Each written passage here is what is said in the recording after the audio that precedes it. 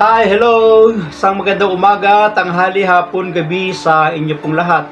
Anong oras man ninyo napapanood ang video ito, tayo po muli ay tutunghay ng ating pagbasa para naman sa araw po ng Lunes, March 18, 2024. At hahangin po natin sa Ebanghelyo sa mabuting balita ni San Juan. Ang kabanata ay 8, mga talatang 1 hanggang 11. Noong panahong iyon, si Jesus ay pumunta sa bundok ng mga Olibo. Kinaumagahay, nagbalik siya sa templo, lumapit sa kanyang lahat, kaya't umupo siya at sila'y tinuruan. Nooy dinala sa kanya ng mga eskriba at ng mga parisiyo ang isang babaeng nahuli sa pakikiapid.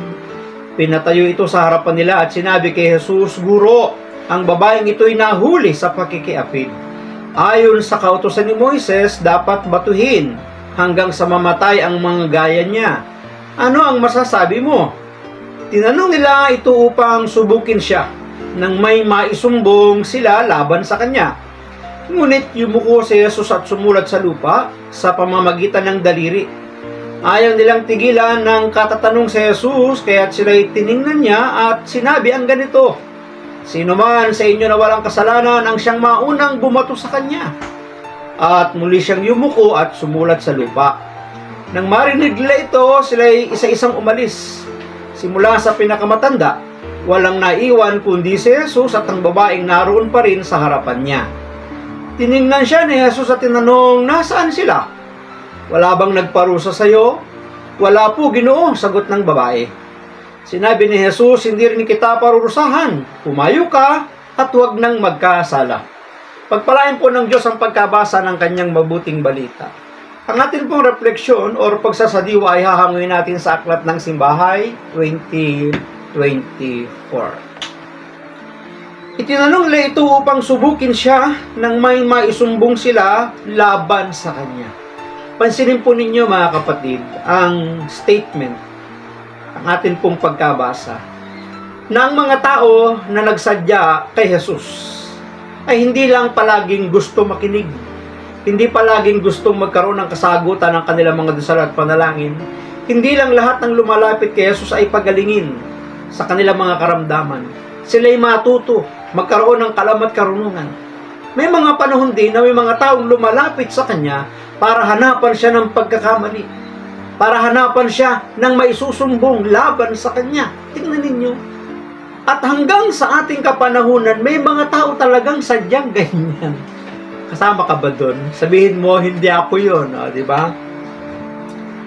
Nakalulungkot, ngunit mainam na tanggapin na may mga taong may ibang pakay sa likod ng waring matuwid na gawain sa mata ng madla. Tingnan ninyo. Akala mo talaga maganda yung kanilang pakay, di ba?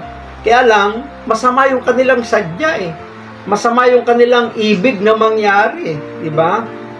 Ang isuplong ang isang taong nahuli sa pangangulo niya. Kung tutuusin, kung hindi natin alam kung ano ang pakay ng mga nagdala sa inaakusahang babae sa harap ng Panginoon, pupurihin tiyak natin sila. O, di ba? Totoo yun Kasi nakahuli sila ng taong lumabag Kaya tuwang-tuwa. Maaaring palakpakan pa. Very good! Nakahuli kayo ng masama. O, di ba? Pero yung kanilang sadya, yung kanilang pakay, wala nakakaalam Pero pagdating kay Jesus, alam ng Panginoon ang saloobin, ang puso't isipan ng tao. Kaya nga kailangan sa ating ding kapanahunan, tumatanggap din tayo dapat ng mga kaloob ng pagkaalam ng mabuti at masama. Yung discerning of spirit, yung gift of discernment, di ba? Mahuhusay silang tagapagpatupad ng batas, ngunit nag-iiba ang sitwasyon kapag alam natin ang punot dulo ng usapin. Di ba? Sila maraming alam sa batas, ngunit marami silang paraan para gumawa ng butas sa kanilang batas na nalalaman. Kaya pala nila dinala ang babae kay Jesus ay upang subukin siya kung anong gagawin niya. Kung palalayain ba niya o hindi. Upang sa gayoy siluin o ipitin siya na kapag pinalaya niya, sasabihin nila, lumalabag sa batas ni Moises si Jesus. Ngunit kapag pinarusahan naman niya, lumalabag siya sa batas ng Roma na sumasakop sa kanilang bansa, sapagkat ang bansang Roma lamang ang magpaparusa sa mga nagkakasala. Gayunman, alam nating hindi napasilo si Jesus sa kanilang patibong, bagkus ipinamukha niya sa kanila ang kanilang totoong hangarin.